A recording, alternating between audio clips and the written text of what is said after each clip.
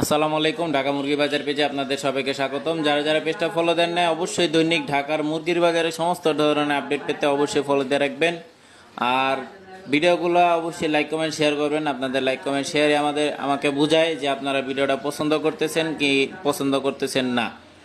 তাই অবশ্যই ভিডিওটা লাইক কমেন্ট শেয়ার করবেন। আলহামদুলিল্লাহ, আজকে ব্রয়লারটা দেখতেছেন, বড় ব্রয়লারটা বিক্রি হয়েছে 145 টাকা, আর মিডিয়াম ব্রয়লারটা বিক্রি হয়েছে 140 টাকা, ছোট ব্রয়লার 135 টাকা, বাচ্চা ব্রয়লার 125 টাকা।